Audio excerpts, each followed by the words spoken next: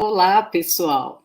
Estou aqui mais uma vez, aqui nesse dia, primeiro dia do nosso congresso. Espero que vocês estejam gostando da nossa programação, que ela está bem rica, né, e bem internacional também.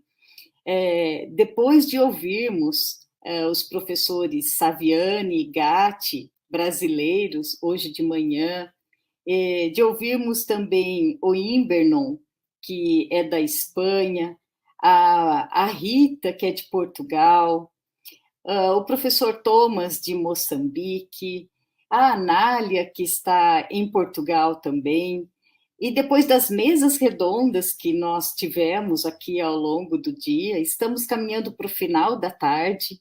À noite nós teremos uma outra programação, né, mais atividades, mas agora nós temos um momento muito especial para nós do Movimentos Docentes também, porque é a primeira palestra em inglês que nós estamos tendo. Então, estamos trabalhando com muito carinho e cuidado para que ela aconteça da melhor forma possível e para que vocês também apreciem esse momento. E para essa palestra, nós temos a colaboração de uma pessoa para fazer a tradução do inglês e falar com o nosso convidado. Então, eu chamo a Esther Lucas para estar aqui conosco. A Esther é mestranda, ela está na Suécia e vai nos ajudar com a questão do inglês com o professor Michael Apple. Esther, seja bem-vinda. Podemos convidar também o professor Michael para ir entrando aqui conosco e a Esther vai fazer essa mediação com ele.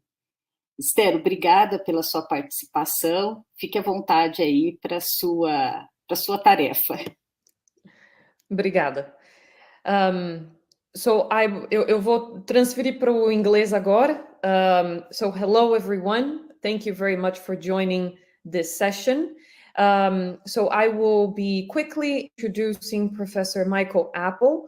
He is an educational theorist specializing in education and power, cultural politics, curriculum theory and research, critical teaching, and the development of democratic schools. In Brazil, he is much known for his study of hidden curriculum, and it's an honor to hand over to Professor Michael here to start his lecture. Thank you very much.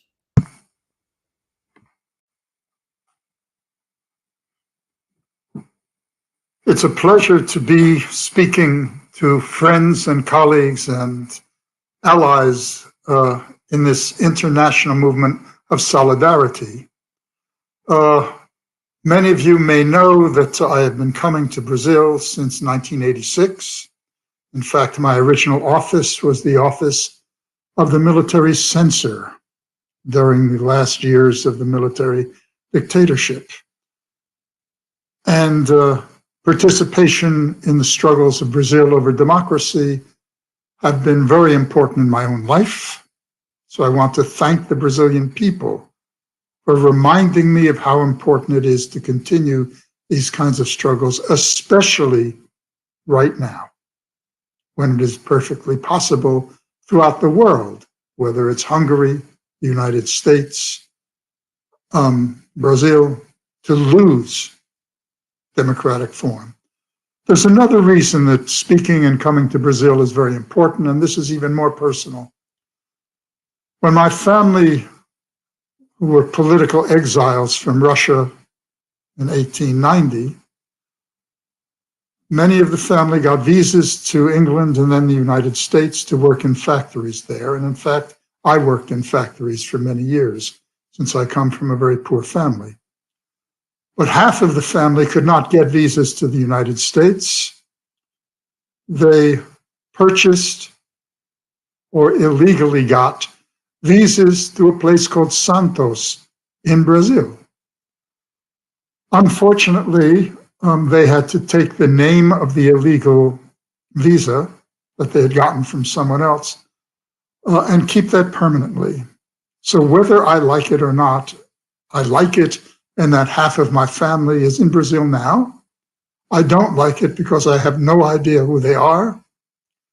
So if any of you know the history of the Apple family and would like to contact me because you are a relative of mine in Brazil, I would be more than a little pleased. But it gives me another reason for being in solidarity, because this is not a form of neocolonialism. This is about me and my relationship, not simply to Brazil, but solidarity to a family that lives in Brazil now. Okay. I want to do two things in my talk today. I want to ask particular kinds of questions. And the fundamental question is, especially for those of us deeply involved in democratic movements, can education contribute to lasting social transformation? In a time when it is being attacked, when education is under threat, when the very meaning of democracy is being radically transformed by the right. So many of these questions I have raised before in Brazil and elsewhere, questions about whose knowledge, what knowledge is not taught, who decides, who has no voice, who benefits from this. And because democracy is under serious attack right now, I want to ask, what can we do about it? And raise the issue of who is the we, since the word we is the most dangerous word in English or in Portuguese. It is a form of exclusion as well as inclusion. So I want to ask the questions then, why is education so important? Can it contribute to lasting transformation? And at the same time, what can we do about it? The first part I will focus on both the left and the right, since I think there are certain traditions within progressive mobilizations that think that education is unimportant.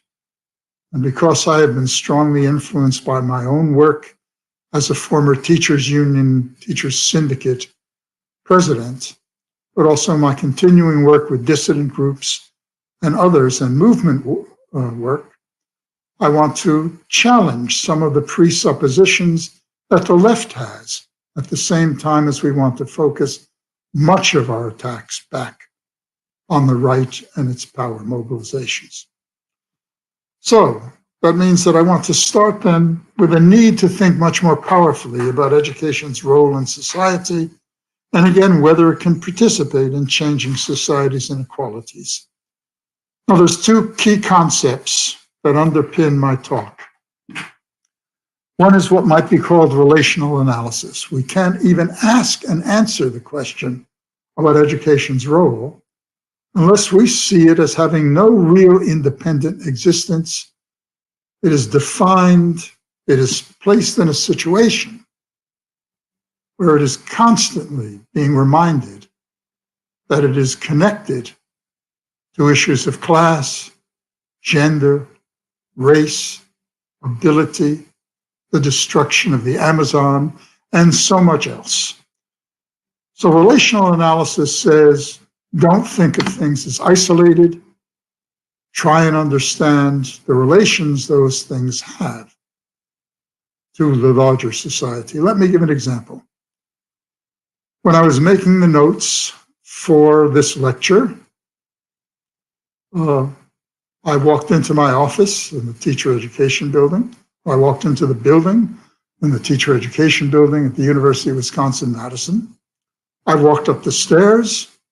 I opened my door. I turned on the lights and the lights went on. I turned on my computer and I began to type. We could say that's what Michael Apple did. That's not what Michael Apple did. Yes, I walked up the stairs. Yes, I opened my door. Yes, I turned on the light and the computer. But I also had a real, though invisible, relationship with the miners who dug the coal or pumped out the natural gas. Many of the miners will die and be badly injured every year.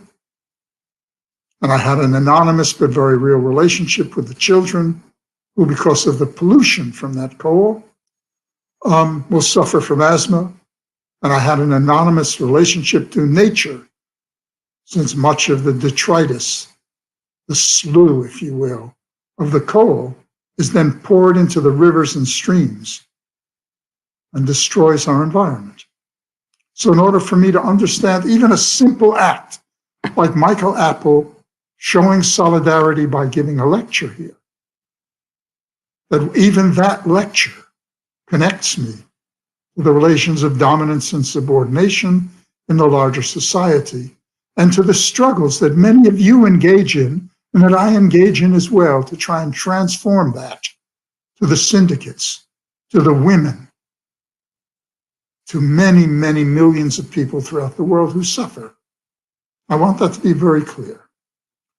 Second, the second concept, if you will, the glasses that I ask us always to put on, is to see the world through what might be called repositioning.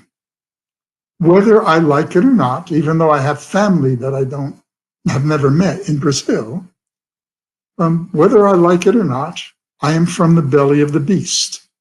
I am from one of the major imperial powers in the United States. I'm also a male. I happen to be straight.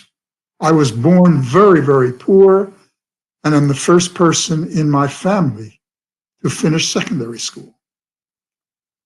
But now I am not poor. I have a professorial salary, which in the United States, I assure you, unfortunately, is much higher than the teachers' salaries in Brazil or in many other parts of the world. So I must constantly ask myself, whose eyes am I using? Whose voice am I hearing? And in order to think about democracy, we must always ask who benefits from the current understandings we have of it, which under neoliberalism tend to be what we call thin democracy, and how can I contribute to thick democracy, models where everyone who can be affected by a policy or a practice has a voice in whether that is a just, socially just practice. Okay. So in order to even ask as well as answer the question of can education change society, I must paradoxically throw out the question. It's a bad question. It should never be asked anymore. We already have the answer. The right in Brazil, in the United States, and so many other nations has already answered that question for us. In fact, they understand that one of the most impressive and important sets of agencies, institutions, practices in the world for social transformation, which is their goal as well. Schools, teachers, curriculum, communities having no voice, or only elite communities having a voice.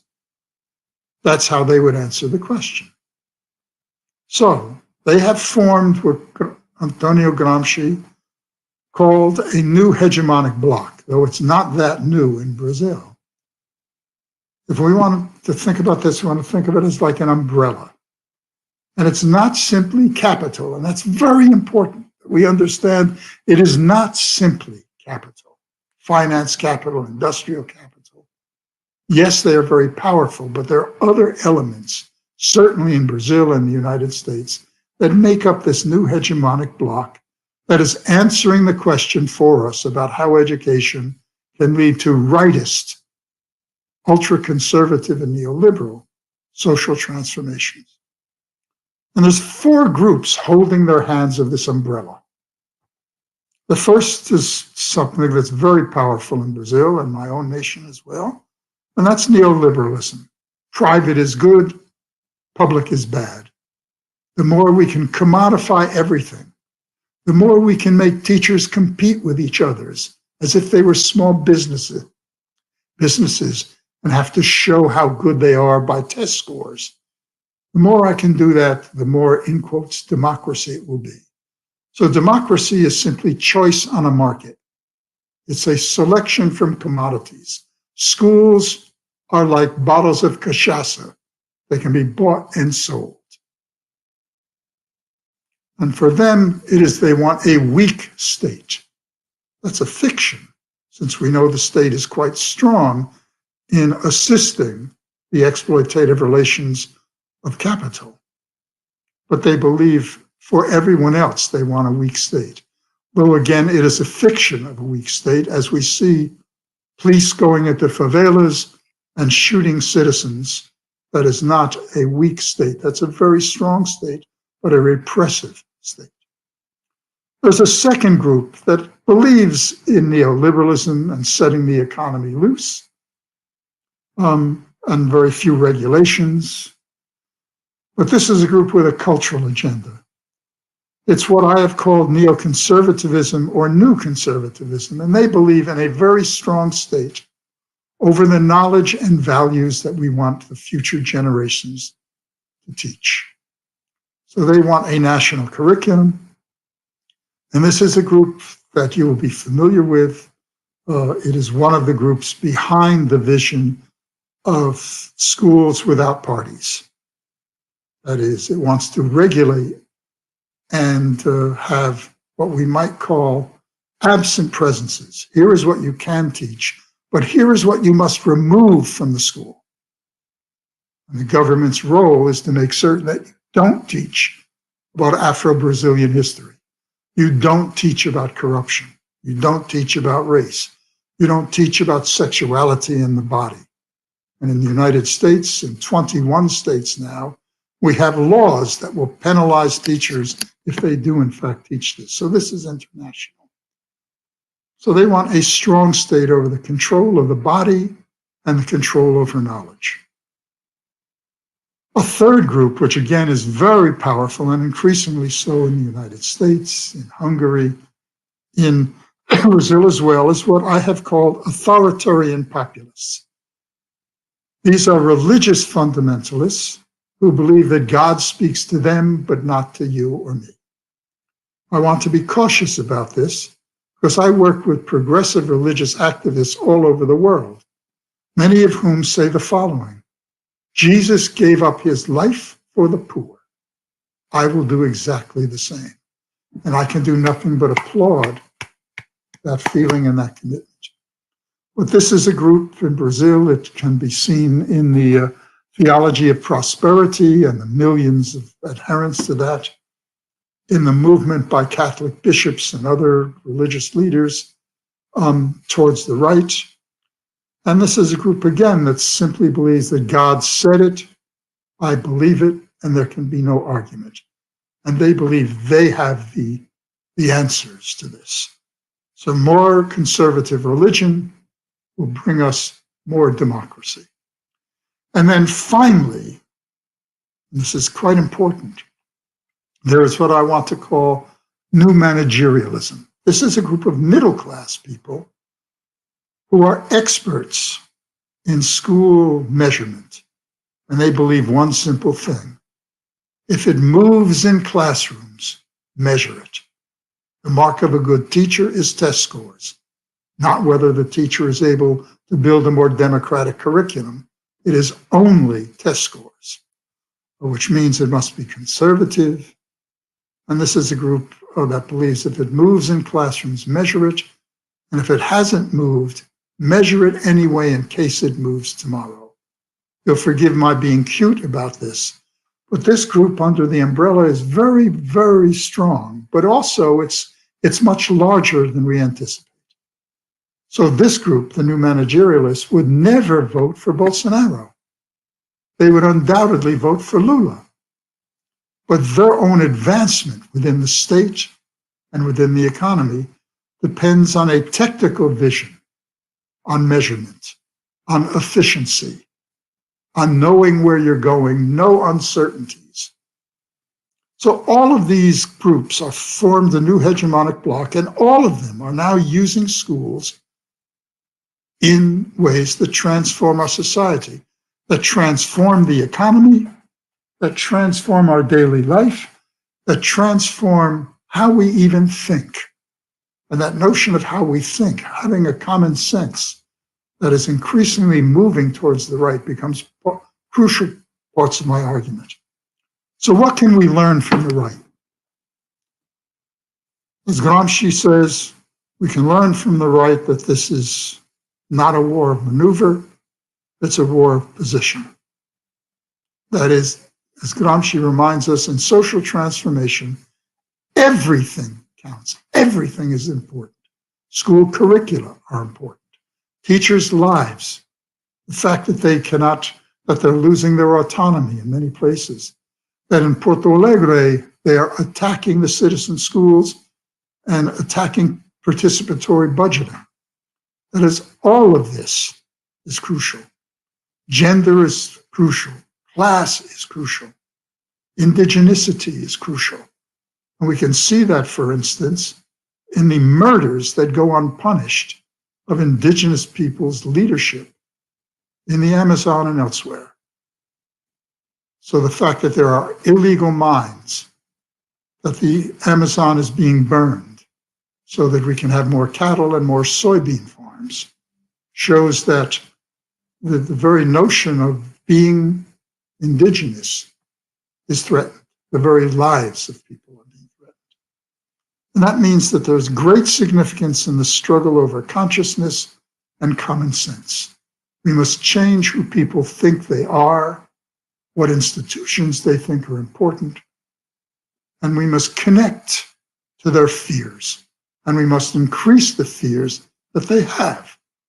And that means that institutions such as education are crucial sites of struggle. They're no longer these sort of extraneous things we could ignore. After all, why would the right be so angry at schools and attacking teachers and their salaries? Why would the right be doing this if they didn't understand already that they had to transform the way people think about their institutions, and they have to start early, from kindergarten on? And that means that there's the great importance of curriculum, teaching, policies, teacher syndicates. The right has a transformative understanding that schools are central to this. Now that is actually very, very important, because it reminds us that society is not just the economy. It's made up as well of political and cultural movements. It's made up of multiple relations, as I said before: class, gender, race, ability, religion. All of this is central to the rightist understanding, and they will attack and mobilize in every section of society. I want to give one example of that right now.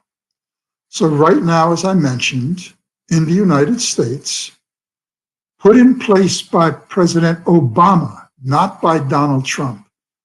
I actually get a heart attack even mentioning Donald Trump's name. It is almost as bad as mentioning Bolsonaro's name in Brazil. That it was the teacher salaries in 48 of the 50 states in the United States are now dependent on test scores, on performance pay. So right now, for instance, in most states in the United States, teachers, and many of them, most of them, are women. That's very important that we remember. Their pay is determined by test scores that their students have. Now that transforms radically the curriculum. It means teachers are less worried about democratic curriculum, of making organic connections between schools and their curriculum and communities and the students' lives themselves, because that's not measured on the tests. Therefore, teachers are doing test preparation, and they are losing the skills of connecting their curriculum to the actual lives and cultures and histories of the students in their classes. And that was put in place not by a rightist professor, a rightist president, but by a progressive president. And that's one of the reasons I want us to remember that it is not just capital, not at all, though that is the hand that is strongest on the umbrella. It is also some partly progressive people who might call themselves Democrats or social Democrats. And that is crucial to our understanding what we have to do. So all of this reminds us that schools are key parts of society, not something that are extraneous or unimportant. So what is it that schools do? Even if we believe in a traditional Marxist sense that you can't change schools unless you change the economy, and some of that is true. Schools are situated within capitalist economies. And as you have found out, giving your government over to capital, once again, has some horrific effects. But even if we believe that schools can't change until we change the economy, what is the economy? The economy is the assemblage, the amount of paid and unpaid labor, usually women's labor, in a society. Now, let me remind you of something you probably don't need reminding of. People work in schools. That is part of the economy. Teachers work there. Social workers work there. People who cook food for the children, who clean the buildings, work there. Administrators work there. Assistant teachers work there. Community activists work there for free, trying to build relations between the schools and the communities. People work there. Schools are increasingly throughout the world also sites of profit. So for a large portion of people who send their children to private schools, those schools in many, many nations are for profit.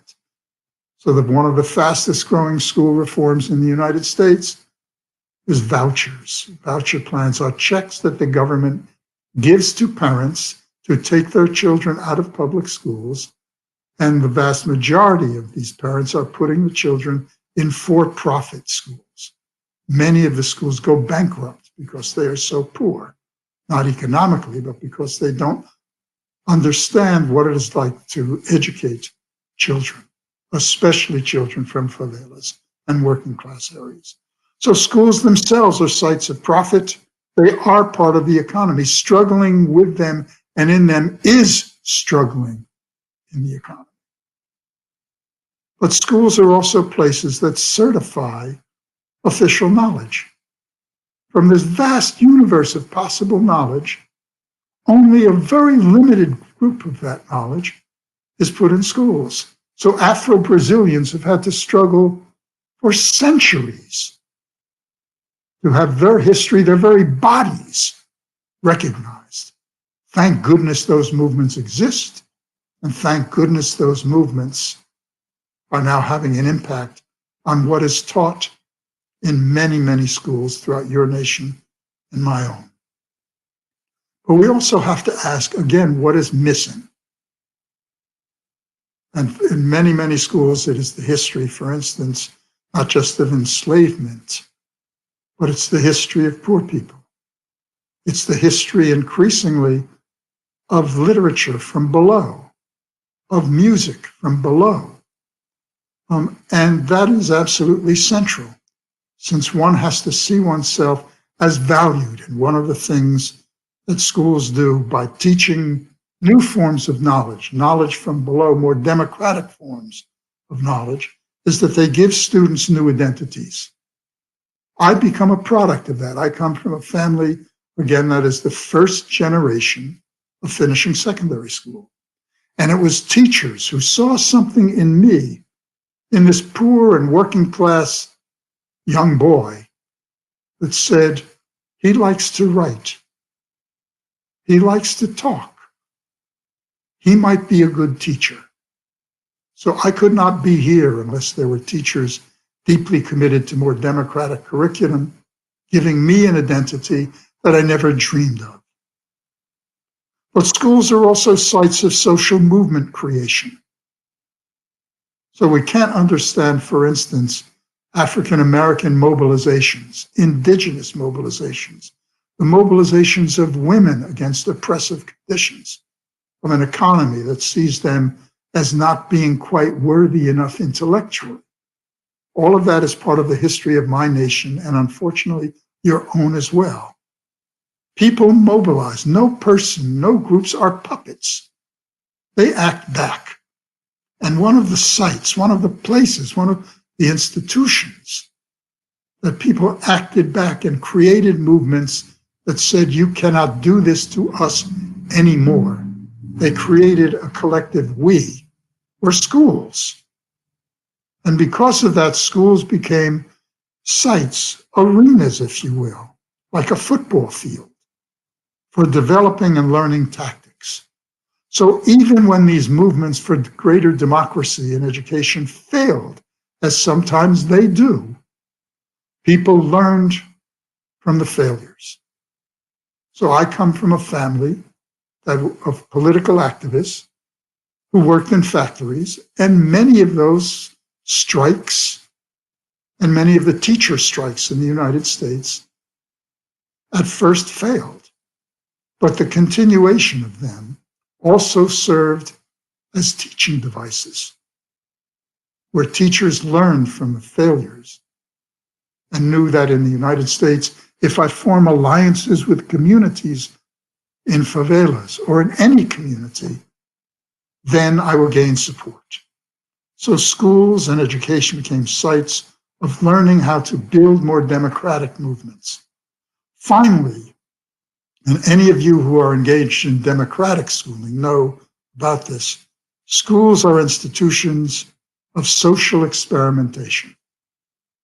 From Paulo Freire teaching the world to many, many other places throughout Brazil, the schools of the landless movement, the schools in many places in São Paulo and elsewhere, in rural areas. Schools are places where teachers have learned to reach out to do the kinds of things that make a difference. Schools become sites then for the social experiment of building a school that is socially transformative. So we already have this tradition. It's not just the right who has this tradition, but this tradition is being attacked, as you know. In my own nation, for instance, it has become so difficult to be a teacher that the latest research on teachers show that over 50% of teachers in my own nation have said they are so tired and becoming so depressed that they are thinking of leaving teaching. That kind of number makes me just pained in my entire body. And in many, many nations, we are seeing teachers under threat. So as I mentioned, in your own nation, the Schools Without Parties mobilizations, the way in which Bolsonaro and his supporters treat education as simply a site of ideologizing at the same time as they are the ones who are doing ideologizing. The movement in the United States, for instance, right now, and in many other nations, to gain control so that no critically democratic curriculum is there.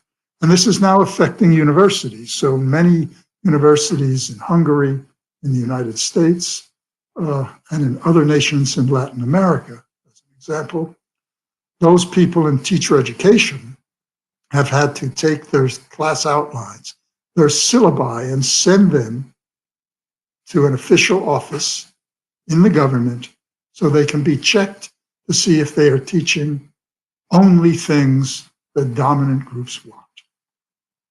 This is a return in many ways to the censorship that was so powerful in your own nation and in many others. So, what can we do? What are the tasks that we have to do? I want to aim this at two groups now. One, people who are practicing democratic education or forming movements. But also I want to ask, what's the role of people like Michael Apple and others? That is, what's the role of people who are teaching future teachers, who are doing research in education, who work at universities, who work at research organizations, who are community activists and academics at one and the same time.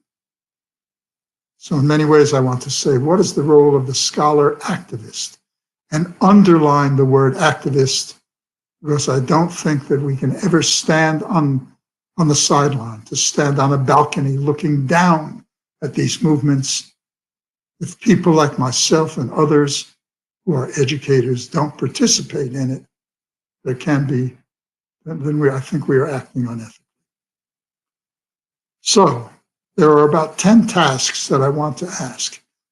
There are many, many more, but this is where we are. These are the ones I think temporarily are the most important. The first is simple. Even if we can't change the undemocratic forms that we see around us, that we experience, the first task is tell the truth. Act as a witness. Tell what is really happening. Now that is risky, since in many nations right now, such as in Mexico, journalists who are telling the truth disappear. Bodies are found. I'm not a romantic about these tasks, but those of us in education have a social responsibility to the children who are our future and to the parents and community activists who support us. We must tell the truth about what is going on, about what's not being taught, what is being taught, about what works and what doesn't. Secondly, we have to begin to search out the society for spaces for action. That is, where can we work? Where are the places where we can make a difference? Let me give an example about that. Right now, Capital and its activists supporting it, neoliberals, are destroying sociality. So if everything is commodified, people are no longer participating in unions, for instance, or mass mobilizations as much. They get their identity by purchasing. So, and the ideology is one of individual rights, not collective rights. Now that space is then opened. People tend to like communities. They like working with each other. They like sharing a beer, having a cup of coffee, just talking, meeting outside, and just forming connections with each other. Now that space is there. It can be filled by us building mobilizations, building alliances, talking to each other across our differences, listening to each other, or it can be filled by fundamentalist religious forms. Now, again, I want to be careful. I am not criticizing religion. But the theologies, right-wing theologies, are now increasingly powerful. That is the group that put Donald Trump as president of the United States, and it's one of the main groups of support for Bolsonaro. So we must look, where are the contradictory spaces?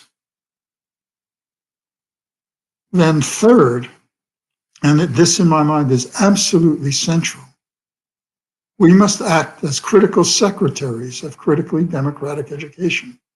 People need hope. They need examples. And one of the responsibilities of all of us is not just to tell about how bad it is, but to tell about publicly what is it that's being done that works to create more democratic forms. Now that means that we at universities have to transform what counts as good research. There must be more research with, not on, schools. And we must, in fact, become the secretaries of practicing teachers. Let me give an example of that, of why this is so important. One of my close friends, who lived next door to me, is a teacher of history at a local public secondary school. And he and I were talking, and I am, again, as some of you know, a former teacher in the slums of a poor city in the United States and also a very poor rural area.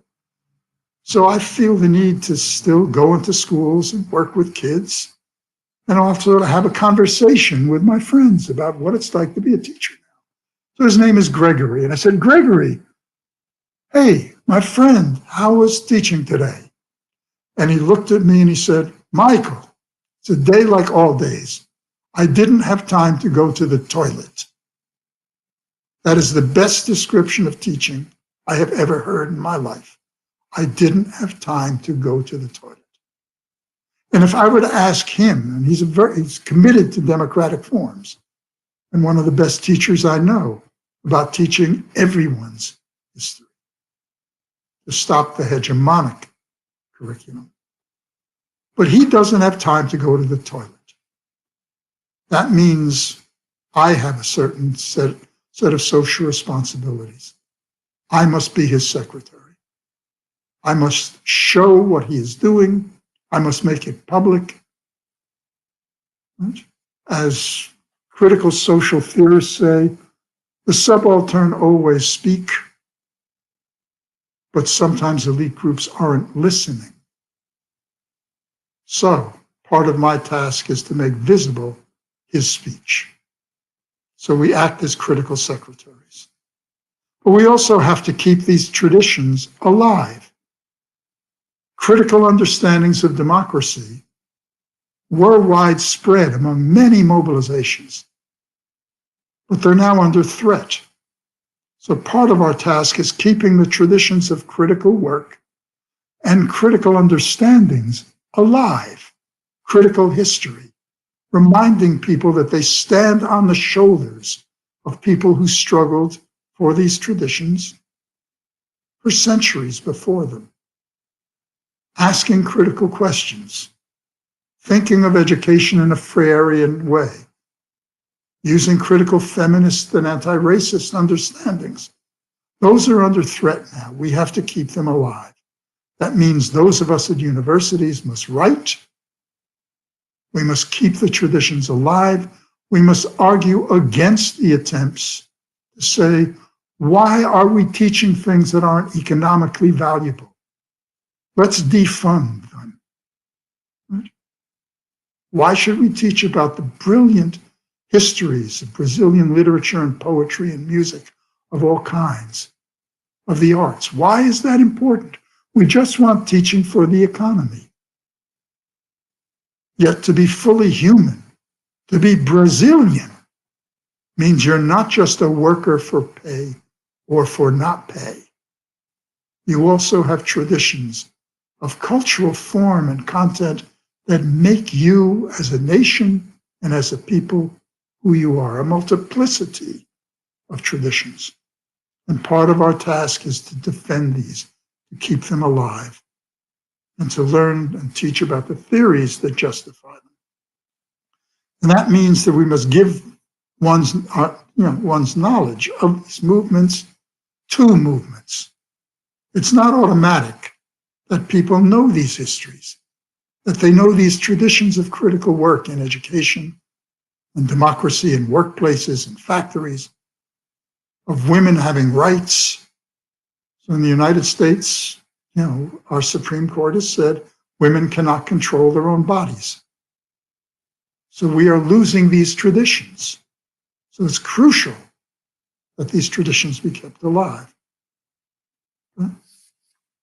Now, I want to give an example of why this is important. I come from a poor family, and my father was very proud. And every time I wrote a book, I would give him a copy, signing it. I could not do this without you, Dad. Love, Michael. When a book that has been translated into Portuguese in Brazil, or the English language version of it is Educating the Right Way, Markets, Standards, God, and Inequality. It came out and it won a national award. So I wanted not to mail it to my father, but to give it to him personally. And he is in a little studio apartment, very tiny, and he's poor. And I come in, and as you walk into the apartment, there's a bookcase with my books standing there, so you can't miss them. And my wife, Professor Rima Appel's books on history of women's health. It's right there. And I hand him the book, and I say, Dad, this is for you. And then I switch to his first name, which he knows is my way of saying, I must speak very honestly to you. And I tell him something I've been feeling for a number of years, that when I was teaching in the slums of a city, a poor city, and someone learned how to read, I knew that I helped. And a student who felt that she was not smart began to do well, I knew that I contributed to that. But being at a major university, I only see students for a semester or a year. And I said to my father, I said, Harry, this book just won the national award in education, but I'm not sure it makes a difference. Maybe I should have stayed teaching in elementary and primary schools and secondary schools. Maybe I should go back and not simply be president of a teachers union. That way I could see the effects. And he looked at me and he put his face right up to mine, right there. And he said to me, Michael, that is the most disrespectful thing you have ever said in your life. And his face was so close, he said it so loud, literally he was spitting on my glasses. And then he said a word I'd never heard him use before. He said, what the fuck is wrong with you? You'll forgive me for saying that. It's me asking your forgiveness for that. He said, look, your mother and father, the whole family, sacrificed everything, so that you could be the first person to be called Dr. Professor. Your task is to show respect. Your task is to bring that back. Bring everything you know about democracy, about its history, about what makes teaching so important, back to us, to give it back to the community. That's why we sacrificed for you. So giving one's knowledge back is absolutely central to our work as well. And you're disrespecting our parents. All of us are the products of people who sacrificed for us. Now, in order to do that, we have to speak and write at different levels. That is, we must give this back in ways that sometimes, depending on our audience. So an example would be, those of you who have read some of my work know that I am quite rigorous in my theory and in my writing, but I also, as a former union leader, must write in a way that doesn't seem like I'm quoting from every large book in the history of the world. But I must write and speak at different levels. And that means in order for me to know how to do that, I must be deeply connected. I must not be standing on the balcony. I must be a member of mobilizations and movements, not simply an observer. That means I have to help build movements and join democratic movements. I must remember that I am a teacher and I must be connected to teachers. I'm members of communities. I must be connected to politically active communities. And as someone who also is a teacher educator, I have to reflect these commitments in my own teaching. I can't simply lecture. I have to learn from my students as well. As Palestra reminded us, critical pedagogy depends not just on teaching, but on being a learner, organic to those struggles. And that means I have to not just act as a mentor for my own students, but as a model of how you can do critical work and also act.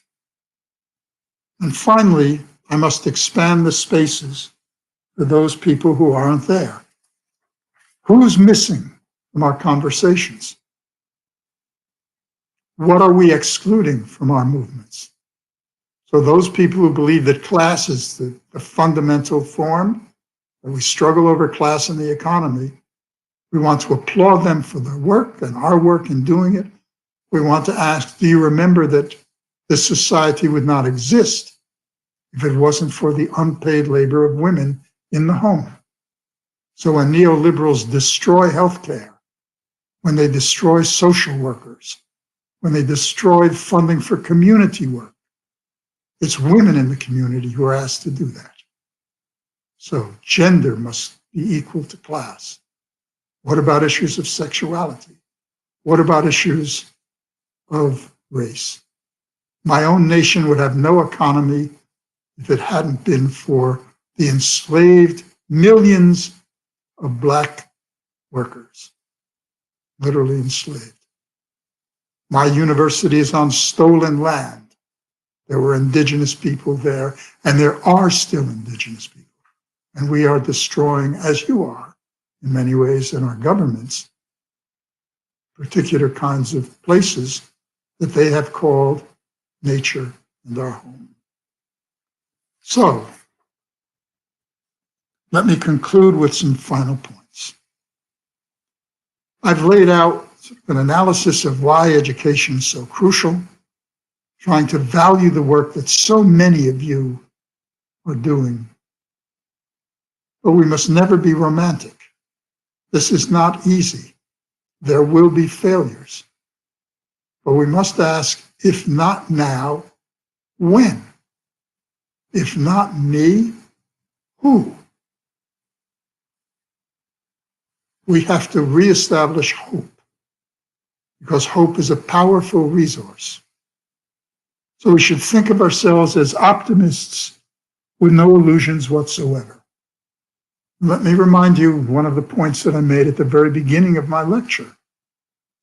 I said, if we weren't already doing important work, if we weren't already defending and trying to build democracy in powerful ways, why would the right be so angry at teachers and universities and community activists and everyone in education? Why are they spending so much time attacking us? That's the nicest compliment they could give us. They are telling us that our work is absolutely central to their agenda. We ought to learn from that, because it is absolutely central to a democratic and participatory agenda. So I want us to think of the gains that have been made over the years and the sacrifices that they have required. It's not just my father reminding me, but everyone listening to me owes a debt to people who sacrificed for us to have the possibility of participating in social transformation through education. So we owe it to the children in education, to the teachers and community activists who came before us, to the workers who are exploited, to those who have died and been imprisoned in the long and continuing struggle for justice and true democracy. We as educators owe it to them to continue the struggle for an education that is critically democratic. I want to end by thanking those of you who are listening to me for trying to do that, for your commitments to that in Brazil and elsewhere. Thank you.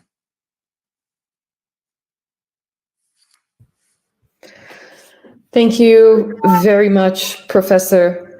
This was a truly inspiring lecture that you just gave, but I think it's an open dialogue of such passionate thoughts that you shared with us.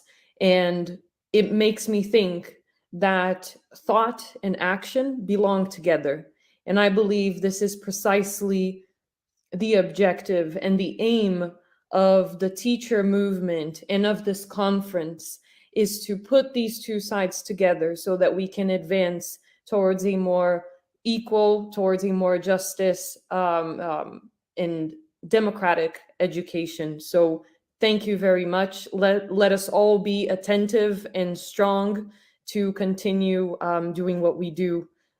So thank you very much. And thank you for everyone who has watched this, this recording.